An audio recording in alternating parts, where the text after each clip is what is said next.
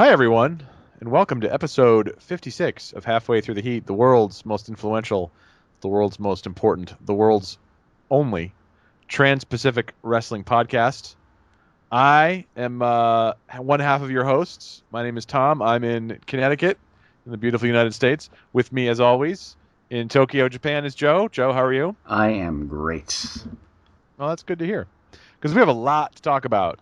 We have a lot of news. We have news about the holy grail of wrestling footage being found.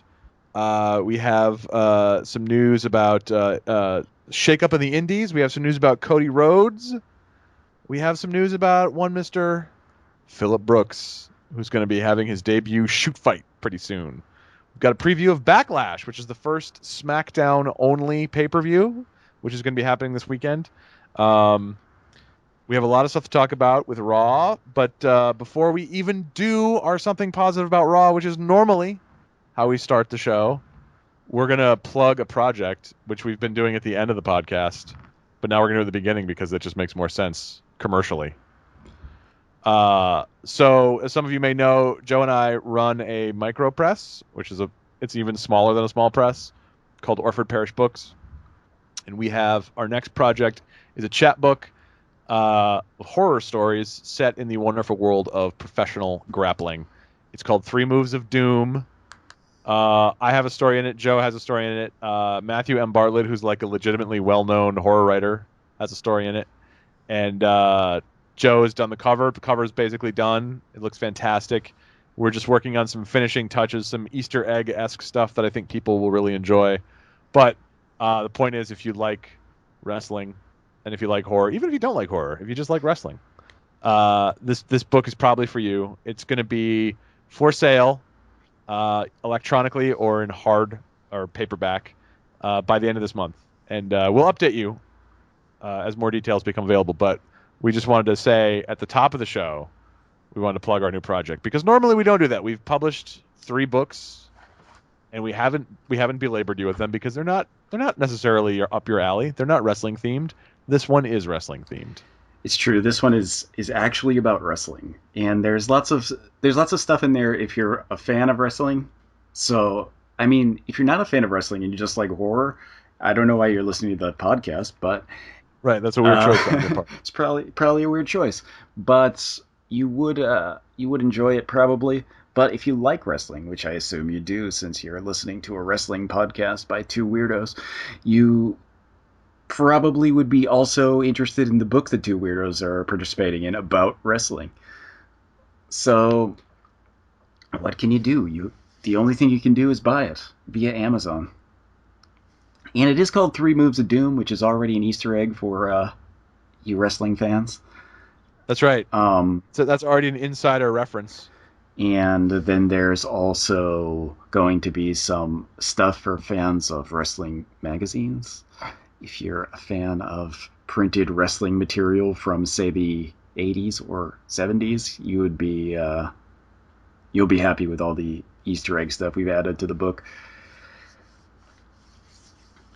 Yeah, so again, we won't beat you over the head with this, but it's probably something you'll like, and it should be out shortly.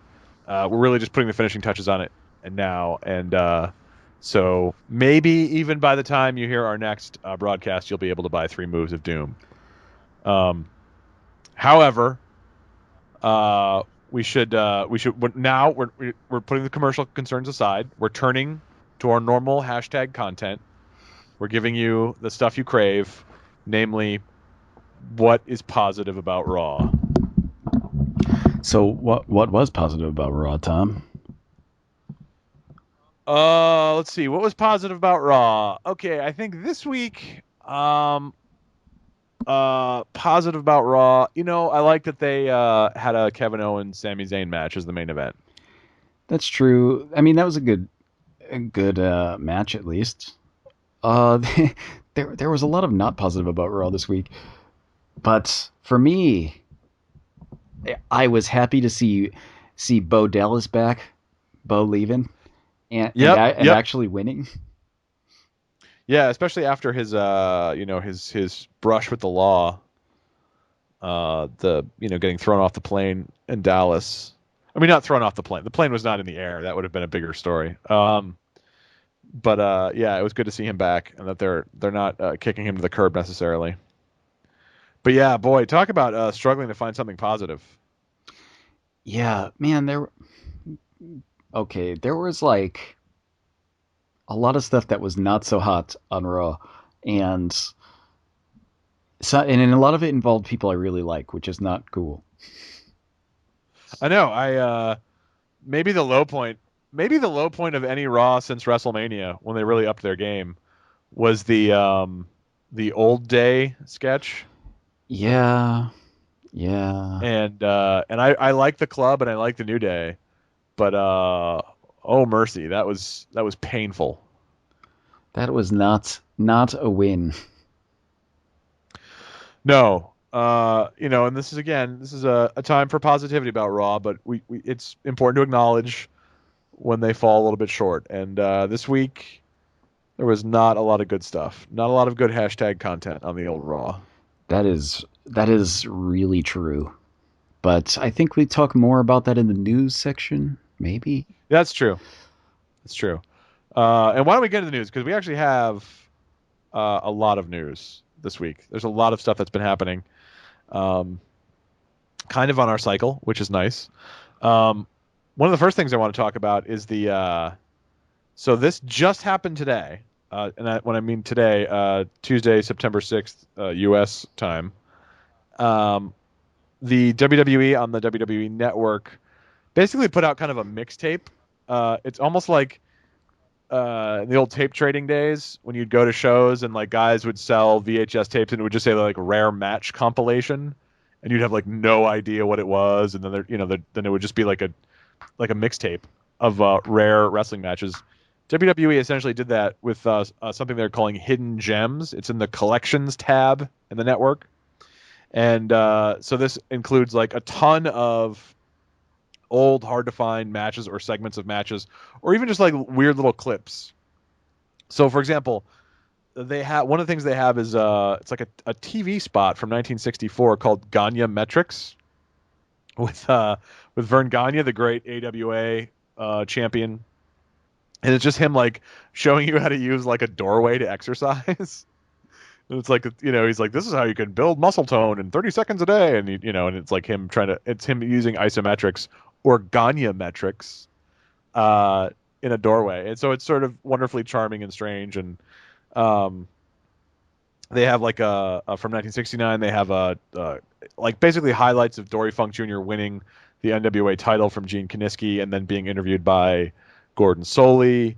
From 1976, they have what they bill as Vince McMahon interviews Muhammad Ali, but like that's only a small part of it. It's actually a full weird match in Madison Square Garden where Muhammad Ali, it's like a tune-up for his match with Antonio Inoki, where Ali is against like some jobber wrestler.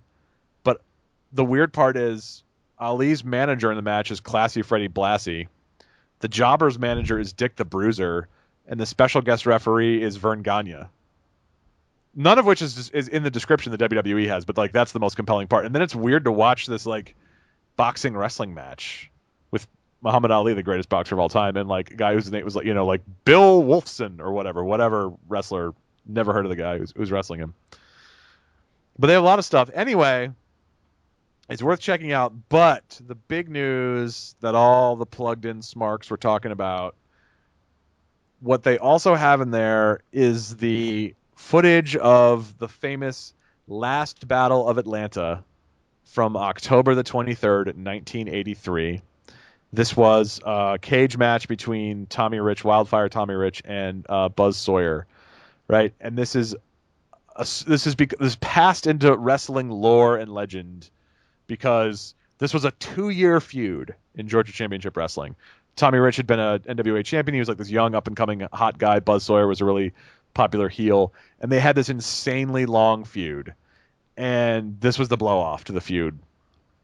And it was at the Omni in Atlanta. The thing is, it wasn't taped for television, as most of like the big matches were not in those days. Television things were basically just those, like in the studio squash matches and things. However, Ole Anderson, said he had made a tape of it, that he had recorded it, but had lost it. And so ever since 1983, nobody who wasn't there at the Omni had seen it. And it like passed into legend as this famously brutal match and this like intense confrontation. And I think part of the potency of the match grew because basically Tommy Rich and Buzz Sawyer, their careers were totally in eclipse after this. They never regained the kind of popularity they had, especially not Tommy Rich, who was sort of like he was really like a foil to Ric Flair. He was like a guy who was like the good guy to Ric Flair. And kind of what Sting became later, or Magnum TA. And they never really regained those heights, and they sort of got their careers kind of petered out. And the idea being like this feud and the match took so much out of them that it sort of they gave their all, and it basically destroyed them as performers. Well, now the footage has resurfaced. No one so far has. I haven't seen any explanation of where it came from. Tape Machines speculates it was Paul Ellering, who was also at this match. He was suspended in a cage because he was Buzz Sawyer's manager. But who knows? We don't know where it came from, just that there is footage of it. There's no commentary, just crowd noise. So this like storied document that it only existed as a rumor. By the way, this would make a great story in 3 Moves of Doom. Like a famously bloody match that no one has ever seen, and then some guy finds the footage and, goes insane or whatever. But so it's now. You can get it on the WWE Network. I have not watched it yet. I was honestly, I don't know how you feel, but I was honestly a little disappointed when I heard that this footage surfaced, because I had always heard the legend of it. And to me, like, there's no way it can live up to the legend. Yeah, it can't live up to the legend. That is absolutely true. And I don't know what you mean by the career of Tommy Rich going down, Tom, because he was in the Full-Blooded Italians in ECW. I don't think it gets much higher than that. Yeah, no, that's a good point. Yeah. Yeah, I don't know. I'm sure it's a good match. Tape Machines had a review of it that's worth reading. I'll get around to watching it, but I'm sure it's a really good match. But you hear about something, and then you kind of build it up in your mind, and there's kind of no way. This is a good lesson for any kind of storytelling. It's better to leave things to the imagination. Anyway, so Hidden Gems is the name of this collection on the WWE Network. There's a lot of stuff, including more recent stuff too. It's not just stuff for old timers. There's a Florida Championship Wrestling match with Seth Rollins. There's Undertaker versus Unabomb. There's Undertaker versus Unabomb. The Seth Rollins match, by the way, is against Cassius Ohno, better known to you and I as Chris Hero, when he was in the WWE developmental territory. So there's a Chris Hero match on the old WWE Network. I want to point out that anytime someone comes into WWE and they have like a shit name like Cassius Ohno, they're gone. So like Solomon Crow. Too bad, Oni Lorcan, you're not gonna make it. Oh no, don't say that. CN Almas. Yeah, it's true though. It's true. There's also an ECW match with Bret Hart versus Terry Funk. So there's a ton of like really neat. One thing I was really excited about, the 1980 title unification match between Harley Race, who was NWA champion, and Bob Backlund, who was WWF champion. This was a match, like I've seen, I think I've reblogged pictures of this, but it wasn't televised. And I mean, it ended in a no contest, because they weren't obviously going to have one title holder, but it was rare to have interpromotional matches back then. And so this was kind of a big special occasion. So it'll be kind of cool to watch that match. Also, those guys were both incredibly gifted wrestlers. And that was, both, Harley Race, arguably near the zenith of his powers, Bob Backlund when he was like really, really good and just a fantastic old school wrestler. So that could be a good match. I mean, it could be a disaster. I don't know, but I'm excited to see it. It's a lot of good finds. So if you're into some stuff that you've probably never seen before, it's good to watch. Good. It's worth checking out. Good watching. But turning from the past to the present, we talked last week about cruiserweights being named, who are going to show up on Raw, which is going to be the Cruiserweight show. We now know what we think is the final lineup of the WWE Cruiserweight division. I will go down the list. Cedric Alexander, Tommaso Ciampa, Noam Dar, Jack Gallagher, Johnny Gargano, Gran Metalik, Brian Kendrick, T.J. Perkins, Rich Swann, and Akira Tozawa.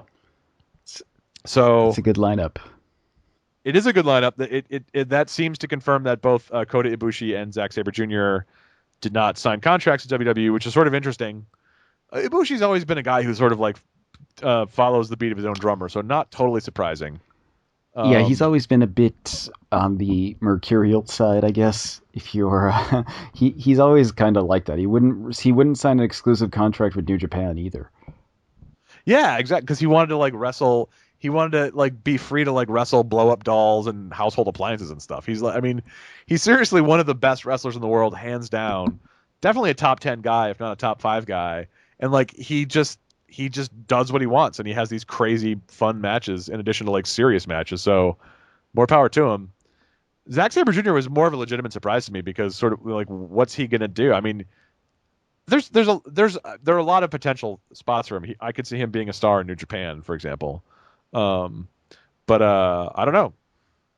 Maybe he just said, "Hey, I'm not ready now." He's in Noah. He does stuff for Noah, and of course stuff in Britain. But possibly he had some kind of contractual obligations to handle first. That's possible, and that's possible. So it may be next year or later on down the road these guys sign. But even without them, though, that's a pretty impressive lineup of people. And if you had told me, I don't know, a year ago that Cedric Alexander and Akira Tozawa and Mascaro Dorado, aka Grand Metalik, were going to be wrestling for the WWE on Raw, I would have said no. How dare you? No, but no, Tom. They're also going to bring back Brian Kendrick. Yeah, they're going to bring back Brian Kendrick is going to be there, and T.J. Perkins, late of TNA, and I was kind of surprised Lince Dorado is not on there because he's like announced it at like live shows that he's doing it, but maybe he's going to NXT actually and not the cruiserweights for Raw. That could be possible. Anyway, that's a cool lineup. I'm not sure what they'll do with the cruiserweights. If they're smart, they'll do what WCW did. But I don't know. That's a lot of really impressive guys. And they could have some fantastic matches and introduce the Raw audience to a completely different style of wrestling. That would be great. So that's good news. All right, so Raw. This is one of the things we want to talk about. This was okay. So the Sasha Banks thing I thought was dumb on Raw. It was super dumb. If you missed it, Sasha came out. There was speculation online that she was going to announce her retirement because of injuries. She's kind of injury prone, and she came out in street clothes and started giving a promo. And was talking about how like all good things come to an end, and you know, and seemed really emotional. And for a second, I was like, is she really retiring? And then Dana Brooke came out, and so I was like, okay, no, this is a work. And Dana Brooke came out and Sasha beat her down and announced that the bad news she had is that she was going to take Charlotte's title away. The whole thing was dumb, and the tone was off, and I had no idea what was going on. However, during Sasha's promo, she talked about how there's been this big change in women's wrestling, and one of the things that they've accomplished is they've gotten away from the old days of like when women were just window dressing, and she specifically mentioned there's no more bra and panties matches, right? Yay. And yeah, most of us who are not 14-year-old boys are probably like, good, I'm glad, that's good. Even 14-year-old boys have access to real pornography these days, let's be honest. One person who was not happy about that, and who essentially is kind of a 14-year-old boy, Vince Russo.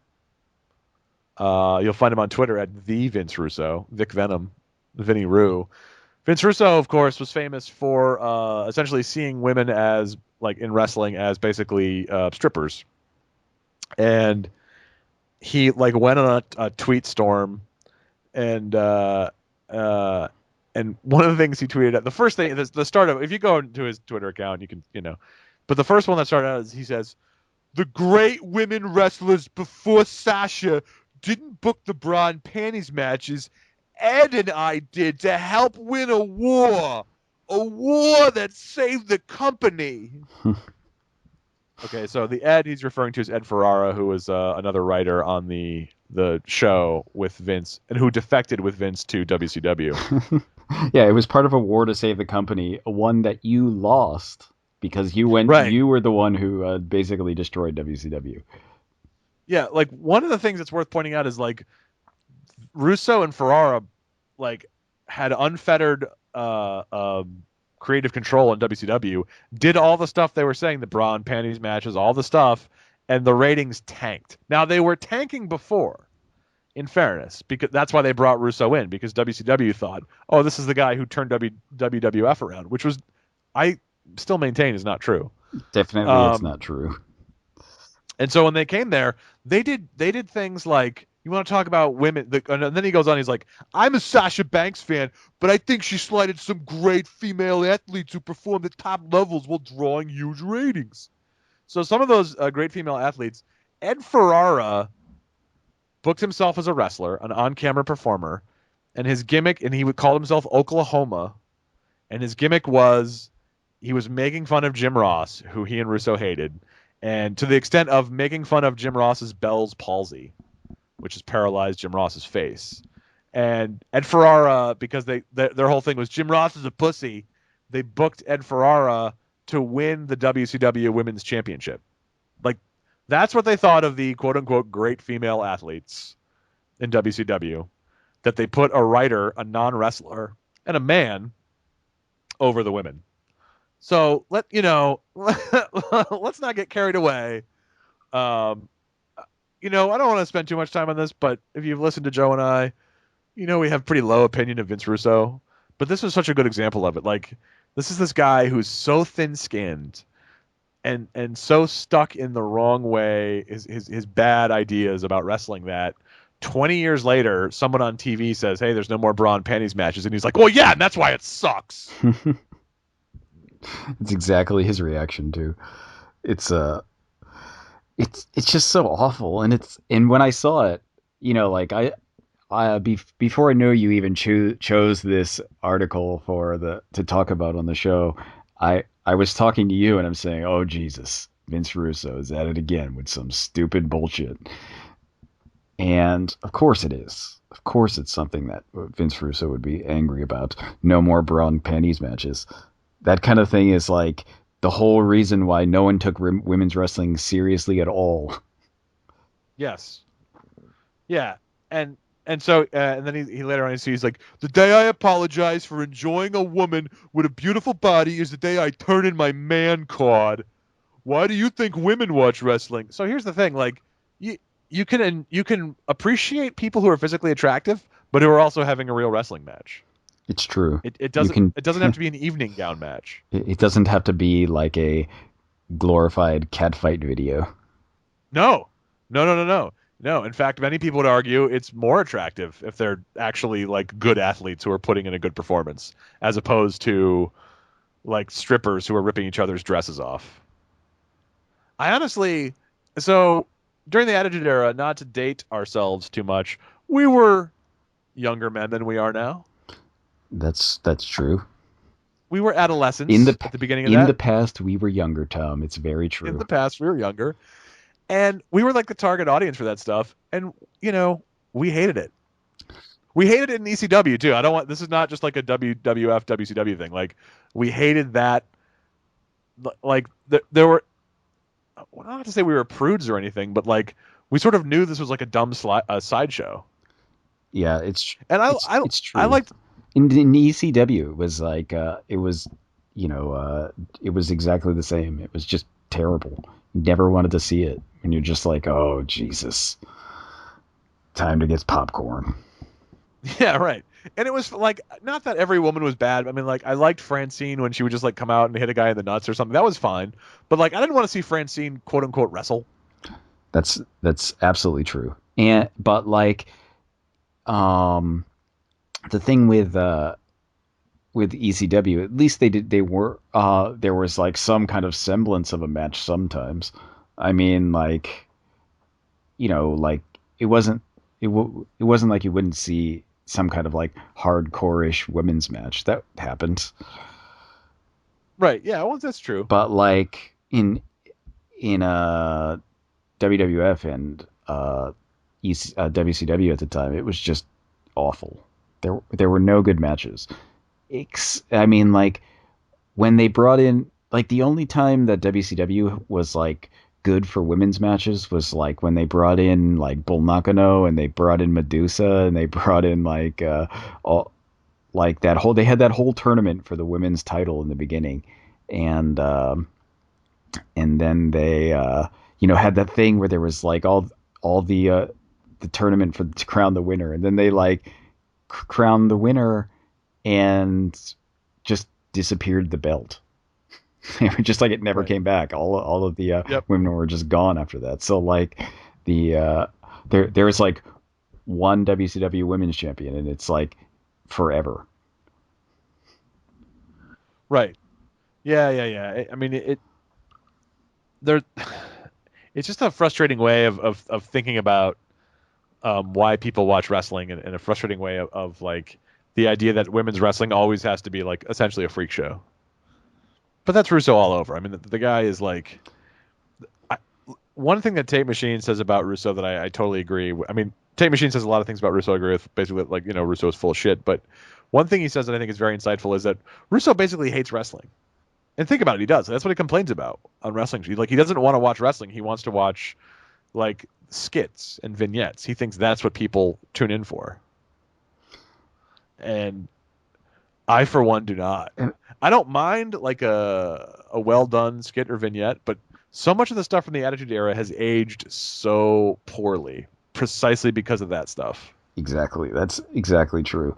Like, watching Attitude Era stuff now is like, it's like a cringe fest. Yeah. Yeah, and people, you can cherry pick good matches from that era. And you go back and watch and think, oh, it was so much better then. But if you watch the whole Raw around it, or the whole Nitro, or the whole SmackDown, or Thunder, or whatever, there's so much that stuff was awful. So many of the vignettes and the skits were stupid and pointless. And even a lot of the undercard matches were so dumb. God, whenever The Godfather would come out, I would just... Yeah, geez. You remember there was like Val Venus and Billy Gunn as Mr. Ass. Mr. Ass, sure. Yeah. Sure. That, you know what, bro? Mae Young gave birth to a hand. Watched it. Great ratings, bro. Me and Ed. Ed, if these guys were such wrestling geniuses, Ed is an instructor at Full Sail University teaching people like media writing. And God knows what Russo is doing in Colorado. Neither one of them works in the wrestling business. I rest my case. Whereas Paul Heyman still works in the wrestling business. Vince McMahon, of course, still very much a part of the wrestling business. So you know what? We don't just have to have WWE news. We cover the waterfront. Got a little news from the world of the indies. This is news that's very dear to your heart, I assume. It is. It's shocking news. It's a shake up in the indie world. So for the last 3 years, a British indie called Preston City Wrestling, which is in Northern England, has been working with Ring of Honor, and they'll run joint shows once a year. Ring of Honor will bring people over. They'll run a joint show with Preston. Preston City is sort of a bigger indie over there. This year, the booker, or the owner, I guess, at Preston City announced on the website, partnership is over. That because Ring of Honor is running a show in Liverpool the same night as a Preston show, and there were a couple other quirky business things, Preston said, we're done. This partnership is over. Haven't heard from Ring of Honor yet. They have not publicly said anything. So for now, all we have is Preston City's side of things. But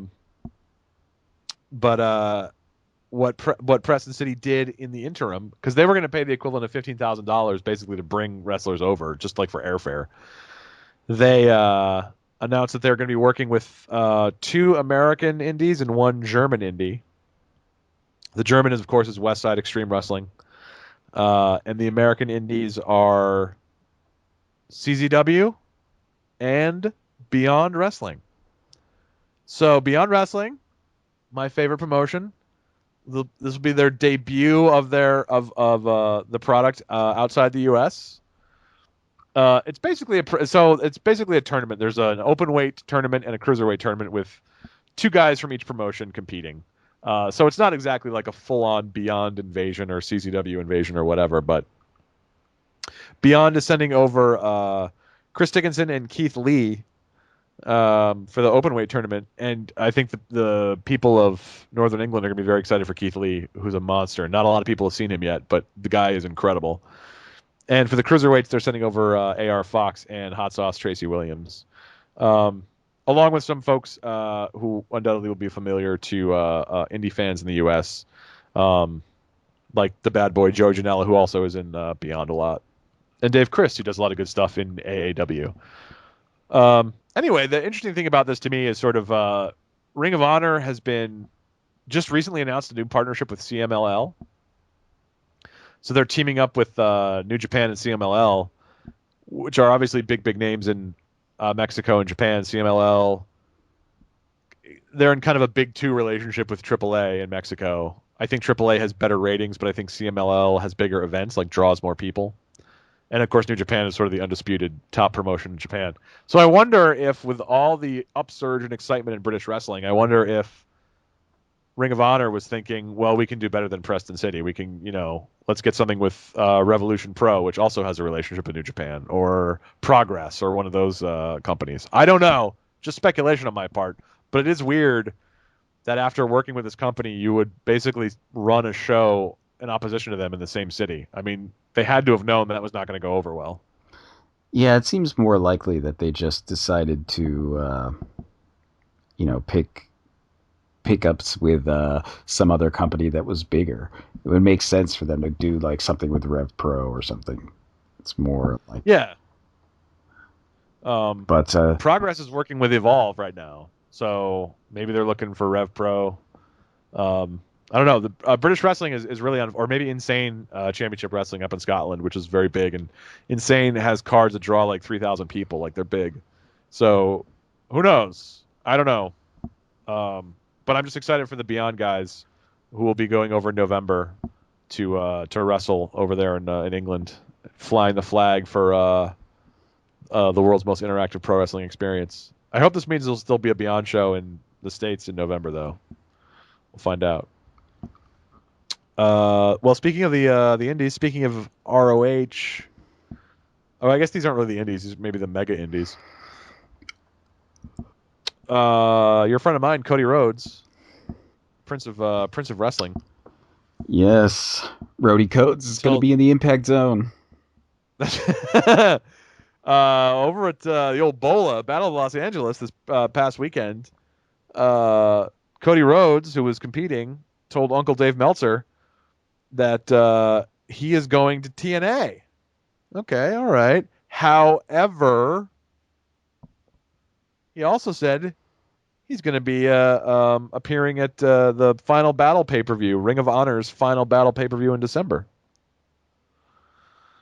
Meltzer further says that Cody's deals with both TNA and Ring of Honor are non-exclusive, which is interesting because TNA and Ring of Honor have kind of been competing for talent over the last several years. That's true. A bunch of people from Ring of Honor have shown up in TNA recently. Mike Bennett and Moose. That's right. And on the other side of things, like Christopher Daniels left TNA and showed up in Ring of Honor.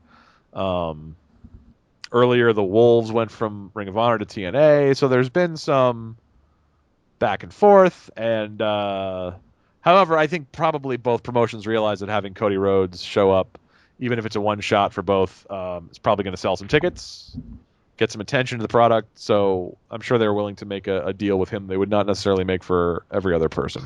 Yeah, it's a good idea, I think, to do that. But I think Alberto Del Rio had something going on like that too, where he was in Lucha Underground and then he was also in Ring of Honor at the same time. That's right.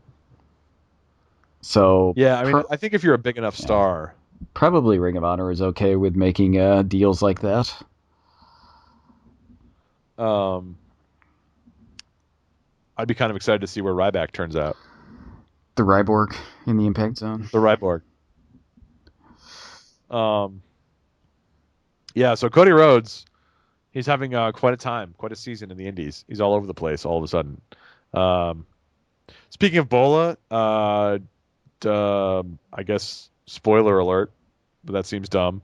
Marty Scurll won. We were talking about the British wrestling having a big year, and this really seems to cap it. The British did quite well in the old Battle of Los Angeles, which is probably, I would argue, the premier indie wrestling event in the United States. Yeah, I'd say that it probably is. I mean, what else would be? What would be close? King of Oh Trios. yeah, King of Trios, I guess, is also pretty big, but it's also trios. So It is. So it's yeah, which was the same weekend. So over there in Los Angeles, you had your Bola, so you had your the PWG faithful drinking pitchers of beer next to minor celebrities, and then over there in Easton, Pennsylvania, you had your King of Trios. You had your neckbeards eating vegan cupcakes, cheering on the Chikara wrestlers. while wearing bowler hats. That's right, wearing bowler hats and like My Little Pony Friendship is Magic t-shirts. Um, but yeah, Bola seemed really good. Like, I mean, just had some of the world's best wrestlers over there: Will Ospreay, Ricochet, Marty Scurll, Mark Haskins, the Young Bucks, Phoenix and Pentagon Jr. I mean, Dalton Castle, Chris Hero, Kyle O'Reilly. Like, seems like it was a really good event. King of Trios also, for all our snarking, seems like it was a good event too. Um, a lot of good wrestling this past Lots weekend. of But, ants on that card. there was a ton of ants, as you noticed. Many ant-themed wrestlers competing over in King of Trios. Um, and this over the weekend, another big development in wrestling. I didn't even put this on the outline, but Nick Gage apparently got out of jail. Uh-oh. Deathmatchers beware. So congratulations to Nick Gage, and I mean that's good that he's out. I like watching Nick Gage. But my God, how awesome would it have been if he had showed up in Bola, or better yet, King of Trios? Shows up and bloody some ants. Like I can't. There was I think it was American Rana 2015, and it was like Chikara had like an early show, and then American Rana was afterwards, and Nick Gage was on the card at American Rana. And just reading his tweets as he was like watching the Chikara show and try to comprehend what was going on, and he finally was like, "I have to go for a fucking walk and clear my head." It's just like people dressed as ice cream cones. It is just not. It's a different kind of. I like all kinds of wrestling. I'm fine with whatever, but Remember, I would like to see his reaction to something like Kaiju Big Battle. oh my God, Do they still oh do my that? God, they still do that in Boston. Oh, Yeah, wow. I mean, I remember you and I went to see that with a couple of other people, and it's basically like Chikara. it is. It's yeah. I mean, it's a somehow even more cartoony version of Chikara. Yeah, I mean, if you could imagine. um, but like they'll set up little breakable buildings in the ring and stuff, and everyone is dressed like monsters. So it's it's even more cartoony than Chikara is, but it's still a good time. So for the people who think we really dislike Chikara, we really don't. We really don't No, dislike no, we don't. Chikara. I think King of Trios is actually one of the best things about indie wrestling. I think it's a really cool idea, and I like that they get a lot of weird teams together, even though this year was entirely ant based. Um, Yeah, and it's fun. Like, and I've paid to see Chikara live, so I don't dislike it at all. But it's just it's just different. I found those tweets from Nick Gage from July 26th, 2015, the date of American Rana 15. This is him watching Chikara. Quote, "What the fuck am I watching right now? Let's get this Beyond Wrestling shit started. The longer I wait, the more angry I get. Fuck this shit." MDK, which is how he signs his tweets, which stands for murder, death, kill. And then the next tweet was, "Lots of weirdos in this place right now. I'm feeling real uncomfortable. I gotta take a walk." that's a very I think that's one of the most apt descriptions of a Chikara show I've ever heard. Yeah, I know. Um, I but yeah, and I've never seen Chikara live. Like I've only seen it on video, and even then, I feel like I gotta take a walk or a shower. Yeah, the crowd. I mean, like the wrestling is, I enjoy it, but the crowd can be a bit much to take, a bit cutesy. They, like they bring all kinds of like cutesy gifts, and they don't chant "holy shit" after a big match. They chant "holy poop." Like, I mean, just Nick Gage like fights people with power drills. Like, I just can't imagine him. He announced his. I don't know any details of his getting out of jail except that he just tweeted something over the weekend saying, "When you least expect it, MDK, murder, death, kill." So, Nick, it's good to have you back on the outside, and congratulations to Marty Scurll for winning the Battle of Los Angeles. Speaking of happenings in Los Angeles, a little bit of news from Boyle Heights. Season 3 of Lucha Underground premieres Wednesday, which you're already in Wednesday because you're recording from the future. It's true. It's not premiering though for me on Wednesday. No, that's right. I'm excited. I love Lucha Underground. It's so different. I will say I liked season 1 more than season 2. It's true. I will agree with that. Season 1 was better than season 2. But based on some of the things I've heard about season 3, some of the people who might be showing up, I'm cautiously optimistic this will be very good. It will, no matter what, be different than anything else on TV. That is absolutely true. I just kind of hope that some of the decisions they made at the end of season 2 can kind of be like the Black Lotus Dragon Azteca Jr. thing.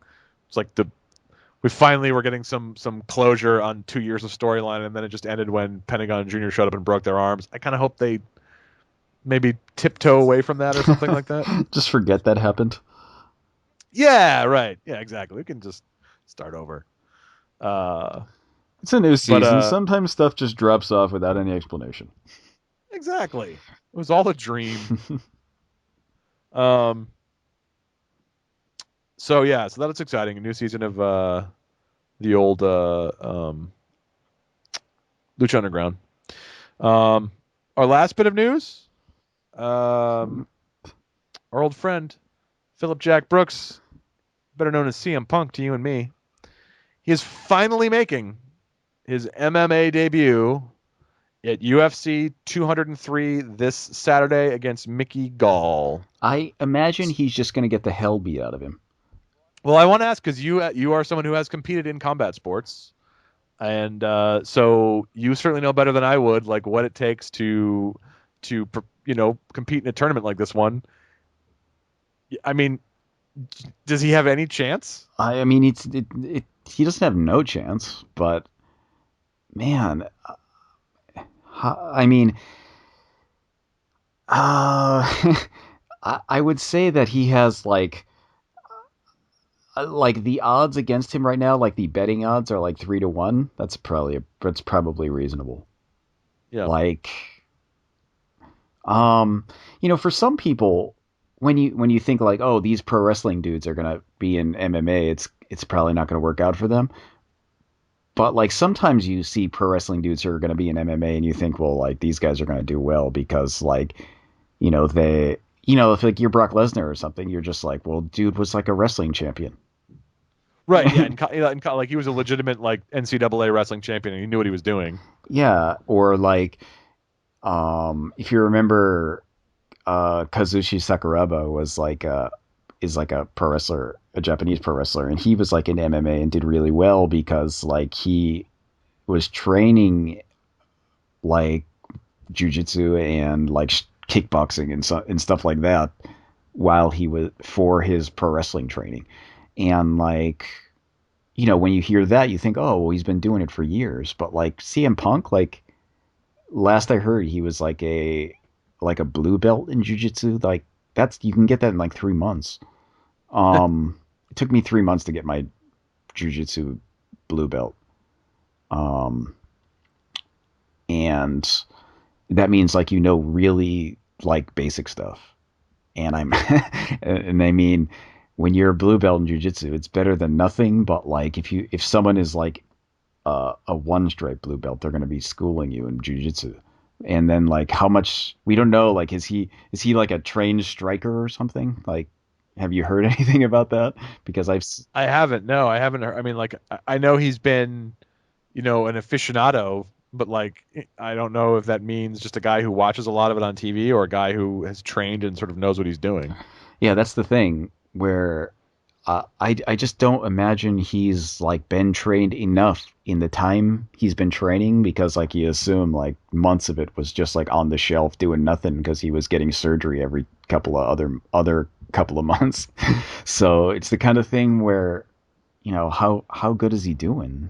I mean, even if you're training every day, you're not going to be like super good. I mean, it just matters like what about the guy he's facing is the question. Like, Right. is he? Yeah, I don't know anything about Mickey Gall or but I do know that even some of the best MMA competitors in the world lose. Ronda Rousey lost her last fight. I mean, like it's one of those things where it's stiff competition. It's not like you're going up against people who don't know what they're doing. Yeah. Well, like I'm not saying he has no chance, because he does, but like I think um if you're going against, I mean, if you teach someone generally how to fight and they're in good shape, they're going to do all right.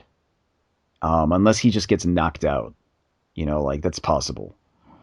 Um, Yeah, it is worth noting, I guess, that I mean he's 37 years old. He'll be 38 in October. Like that's pretty late to start a career in mixed martial arts. it's true. It's not. It's generally not something you'd start that late. So, you know, I, I'm interested in the match. Actually, I'm interested to see what happens. But I imagine that it's just going to be CM Punk getting knocked out. That seems like it's the likeliest outcome. There have been people on wrestling Twitter, naming no names, who have predicted that it's going to be a worked match. That could be true. I mean, it seems. Um, the thing with it is that UFC does do things that don't seem like legit a lot of the time. So like, even though they're matches where they're like fighting, it's even though like they're having this real match, it's not impossible to fix that kind of thing. Nope.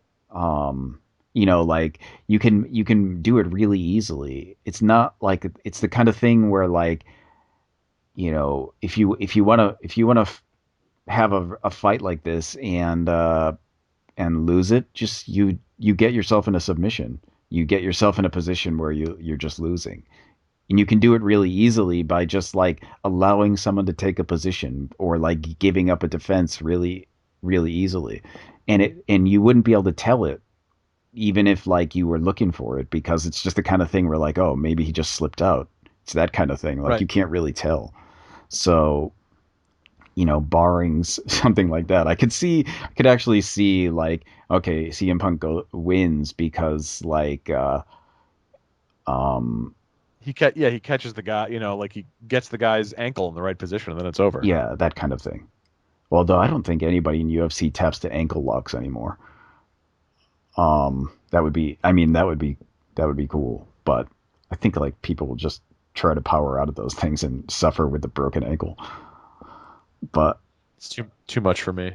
yeah, it's but like get a get a choke on, you get like an arm lock on or something. That's that kind of thing. Or I mean, Yeah, or and you like just like get on top of him and start punching him, and then like the guy pretends to be knocked out or whatever. That kind of thing. yeah, I don't want to. I mean, like I have no direct knowledge of UFC fights being fixed, but I will say that it would be anything but exceptional for a combat sport to have a fixed fight. Boxing matches have been fixed since there were boxing matches, and to this day still are fixed. Um, it's like you said, it's not outside the realm of possibility. You really only have to get one person to throw the match. Yeah, I mean, it's the kind of thing where like one person could be totally not in the know. You don't even have to tell the other person. All you have to do is Yeah, say like, okay, just drop your guard at the right moment, yeah, and the guy's gonna and then just like take the punch and go down or whatever. Um, that's why it's like fixing a team sport is much more difficult, but fixing yeah. a match where it's two We've people. all seen This is we've why all seen 8 Men Out, Tom. that's Oh, right. That's right. Yeah, oh. it was 8 men they had to get. But yeah, I mean, boxing, obviously, wrestling became entirely scripted.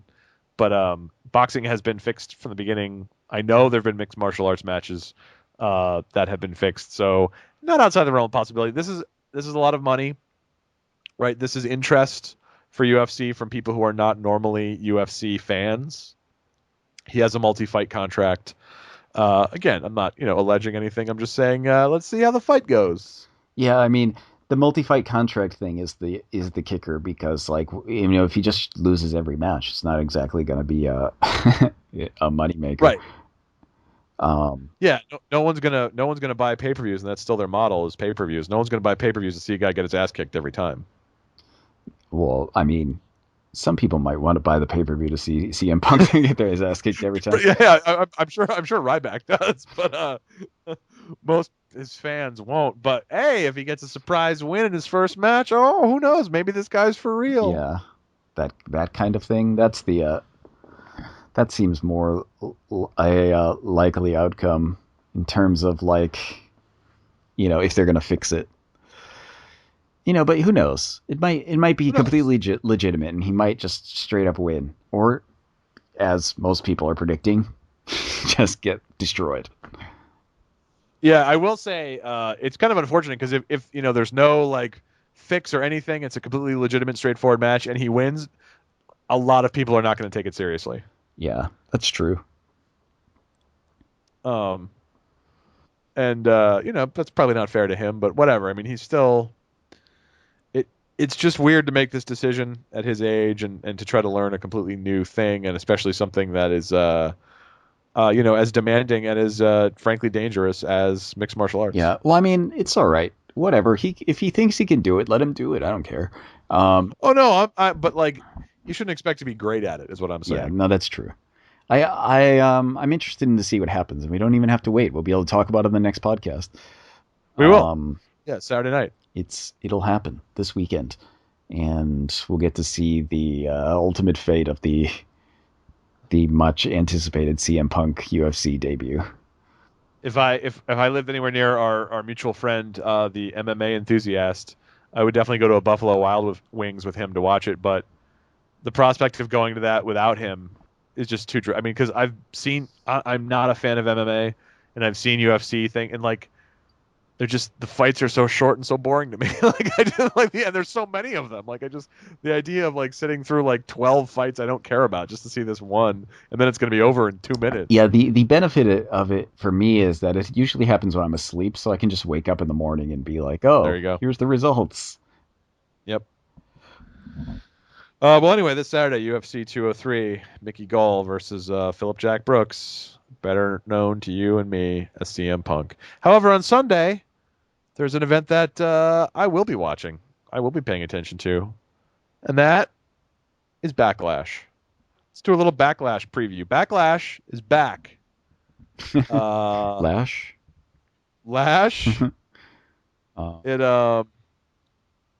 There has not been a Backlash pay-per-view since 2009, but now there's a brand split.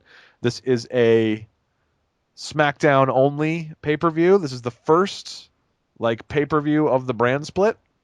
So there will be no Raw competitors at this Backlash, at this event, at the Richmond Coliseum in beautiful Richmond, Virginia.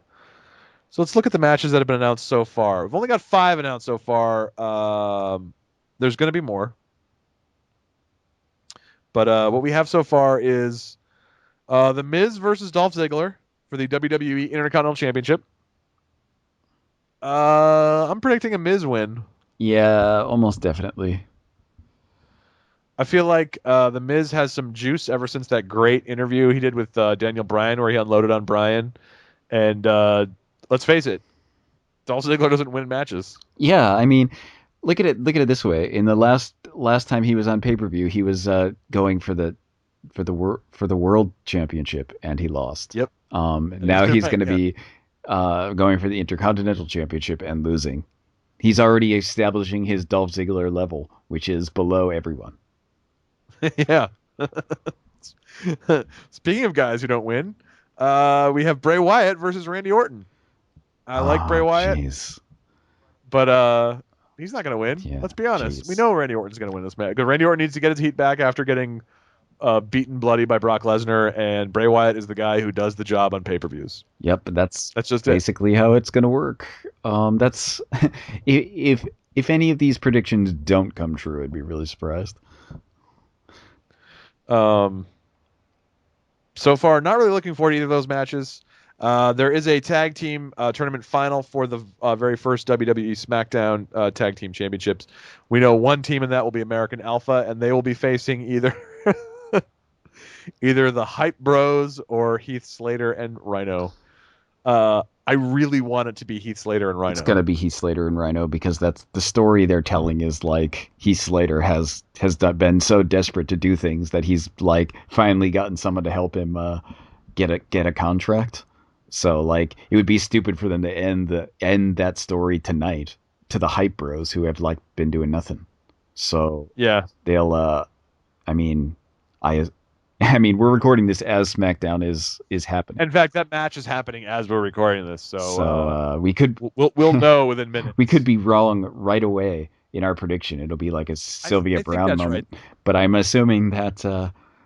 I think that's right, though. I think it'll be Rhino and Heath Slater, and I think American Alpha will win and be the first tag team champions. That just makes sense. That does make sense.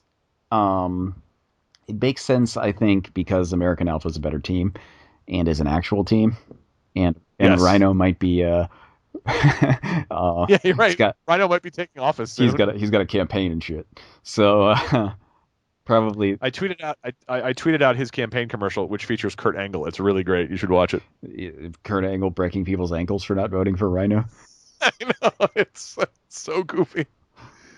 But yeah, like Rhino can still go too. Like Rhino's fun to watch, but I don't see him being a tag team champion. Whereas American Alpha, it makes a lot of sense for them to be the tag team champs. Although I'm bummed out they won't be wrestling the Revival.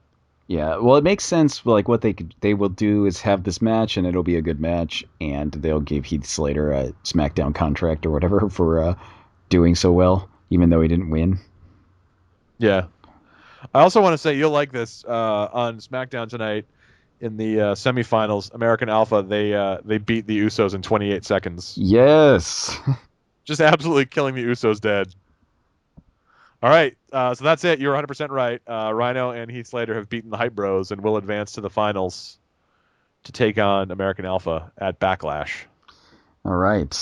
Already my predictive skills are... Already the predictions are correct.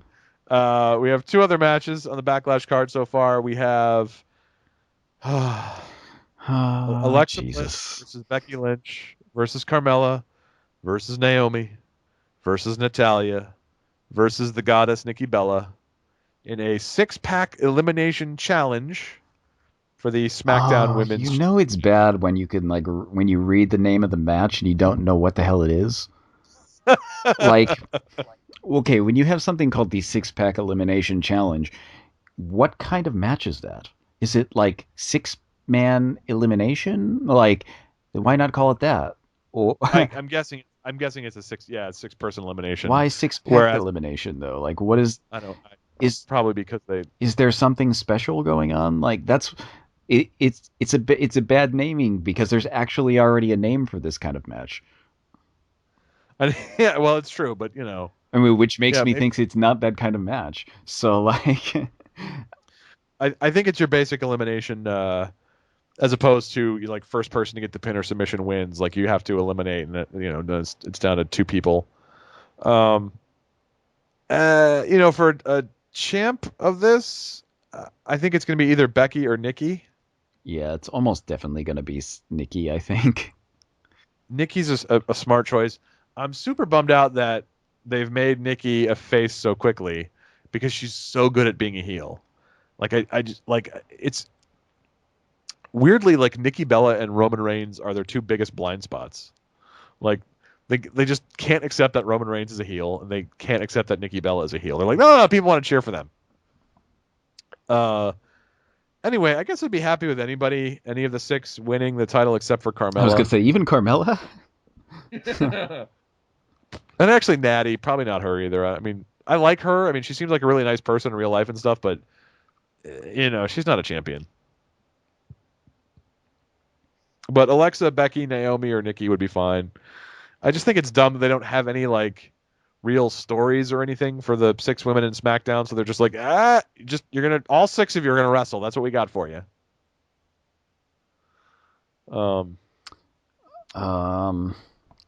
And of course, the last match at Backlash is actually one I'm looking forward to, is Dean Ambrose versus AJ Styles for the WWE World Heavyweight Championship. And I'm going to go out on a limb. I'm going to predict AJ Styles will win the championship. I'd say that too. I think AJ Styles will probably win. That's what I hope happens, at least. I definitely hope that happens, but I think it's definitely possible. It's definitely possible because the WWE seems really hot on him right now, and lukewarm on the old Dean Ambrose. Yeah, I don't know that Ambrose has set the world on fire. And I mean, they just had AJ beat John Cena clean at SummerSlam. Yeah. To me, that says they are fully behind AJ. And also I think it helps that Kevin Owens is the champ on Raw. Like the idea is not that Dean Ambrose is like an old, but Dean Ambrose is it would be like Seth Rollins or Roman Reigns winning the title. Like we've seen Dean, he's a known quantity. Let's try something different with one of these guys who made a name for himself outside the company. And even a year ago, I would have said they'll never, ever do that. They'll just go with the safe choice. But they've gone with a risky choice on Raw. I could see them matching it on SmackDown with AJ. Yeah, I'd like to see that happen. I'd like to see AJ Styles as the champion. And it seems likely, considering how he's being presented recently. It's been, nothing but strong. Yeah. I love what they've done, and I'm kind of excited for this match. I think it'll be good. I think this is a much better fit for Dean than like Brock Lesnar was, or even Ziggler. I think AJ and Dean could have like a real barn burner of a match. But yeah, so those are our predictions. We were pretty good with NXT. I think we were 100% with NXT's takeover last month. Yeah, and we were I think we were better than even with SmackDown. So it's like a crystal ball. We were already correct with the finals of the tag team tournament. Absolutely, already we're calling. We're peering into the future. I wonder. I mean, they're not just going to have 5 matches. I wonder what they're going to do. 5 matches, 5 long matches. That would be something. I mean, I would actually kind of like that. But there's more people on the SmackDown roster. Let's see. So that's it for what's coming up. We mentioned that over the past weekend, Battle of Los Angeles and King of Trios happened. We didn't watch either of those things. Well, we couldn't have watched Battle of Los Angeles because we weren't in Los Angeles. But what we did watch was Shine 37, because we've made that a regular thing. We watch Shine every month. And it was all right. I just want to recap briefly. The main event was Ivelisse versus Lufisto. And it was really good. Like, it was a legitimately good wrestling match. And I would just like to see more of that from Shine. Like, just 2 good wrestlers in the ring together. Just do that. Doesn't have to be fancy. Doesn't have to be crazy. Doesn't have to be like... Shine loves like screwy finishes and bad referees and heel factions. You don't have to do any of that. Just have 2 good wrestlers in the ring, and that's all you need. That's true. The Shine show was all right too. I mean, even though like they had to make, sudden card changes due to weather. Right, and one of those card changes was the main event. We got to see Ivelisse and Lufisto instead of Ivelisse and Allison Kay, because Allison Kay's flight was canceled because of the hurricane. So it sort of worked out. But yeah, this was one of the better Shine shows we've seen, I think. There were some matches that were not that great, but there were some that delivered. The Su Yung match had a brief trip to the bar, not the normal, lengthy bar spot. They did get to the bar because it was a Su Yung match, but that was a really good match. That was a good brawl. There were some like legitimately like nasty looking spots, including one where Vanessa Craven hit a power bomb off the top rope and it was like backwards. So like Sue just like hit all the turnbuckles on the way down. It was pretty sick. I enjoyed it. Um, but yeah, we watch Shine. We'll watch anything basically. I think that's the lesson here. We'll just watch wrestling. Yeah, so that Glow series totally on our list of things to watch. That's right. It's coming up. Glow. Um. So is there anything else? Oh, Saturday. Well, the world is over at Buffalo Wild Wings, tuning in to watch CM Punk against Mickey Gall.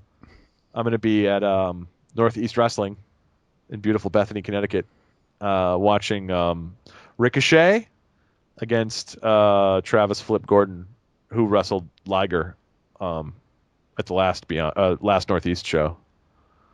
Ricochet at Northeast is kind of a big deal. It's a small town hall in rural Connecticut, and so Ricochet is going to be showing up. Northeast has really been making a name for itself, like bringing in these big stars. They had Cody Rhodes, they had Liger, uh, they've had the Hardys came to like their big minor league ballpark shows. Ryback showed up at one of them. So like Ricochet showing up at this Northeast Arena, as they call it. It's actually a town hall. Is quite exciting. I'm looking forward to that. What about you? Do you have anything any live shows coming up that you're going to? Not that I can think of. I'm, not this week at least. I don't have anything that I'm going to go to. I might end up going to there's like wrestling like 100 meters from my house in 2 weeks or so, but it's part of the wrestling promotion that I was briefly a part of. So I feel like maybe I shouldn't go. You could invade it. Invade from the outside. Stage a one-man invasion. I feel like instead I should just draw things on their poster. That's not a bad idea. It's not a bad idea at all. Draw big glasses and buck teeth on the owner. That's it. He'll look like Alfred E. Newman by the end. Just leave everyone else normal though. I should totally do that. Gotta go buy a Sharpie. Do it. I assume the poster is actually ruined because it's been raining all day. All right. Well, there you go. Your work is already done for you. But the rain wouldn't make him look like Alfred E. Newman. That's right. No, that's true. It'd make him look warped and terrifying. So yeah, anyway, that's it for me for this month too. Like that's all I've got. The Northeast show on Saturday. Beyond's not doing a show in September, and I don't think I have anything else. That's all right. I'm going to Montreal later in the month, so I got stuff I have to do. It's all right. You've got you've got real life stuff to do. We've got a book to put out. That's right. We have a book to put out. I'm going to Canada, not for good, just for a weekend. You're going to escape the draft. That's right. Yes. No one has the heart to break it to me that there's no draft anymore. So I think that's it for this week. Is there anything else we want to get off our chest about the world of wrestling? I don't think so. Anything exciting, special going on? I don't think there is. It's Backlash. That's it. Backlash. It's back and it's Lash. And yeah, so when we're back next week, we'll talk about Backlash. We'll talk about CM Punk's UFC debut. We may even have announcement of a new book that you guys can buy. You may be ready. There might be links in the description below, or that'll be a week later. It's going to be next week or the week after. That's it. Right. It's going to be one of those. If for some reason this feels like you're not getting enough wrestling content, then buddy, we got options for you. You can head on over to Twitter, where I am at TJ Breen, and tweet out more wrestling content these days. Like I said, I tweeted out that link to Rhino's campaign commercial, among other things. tweeted out a bunch of screen grabs from the Hidden Gems WWE Network stuff. Joe is X Corn Muffin X on Twitter, Yes. and over on Tumblr, I am closetofanxiety.tumblr.com. Joe is hawkageandjoe.tumblr.com. A lot of fresh content on Tumblr. Got a shout out the other day from Tape Machines Are Rolling as one of the wrestling blogs he reads, and I was pathetically excited by that. It's a good shout out. That's like one of the that's probably let's be honest. That's the best wrestling Tumblr. There's no other ones It that are is. better. No. I mean, there's good ones, but that's the best one. Yeah. He's actually an intelligent person who writes intelligently about wrestling, and it's all too rare. All right. Well, thanks for listening this week, and enjoy Backlash, enjoy UFC 203 if that's what you're watching. If you're going to be at Bethany, Connecticut, come up and say hi. I'll be wearing a Lucha Underground T-shirt and marking out shamelessly for Ricochet. And yeah, see you at the matches. See you guys next time.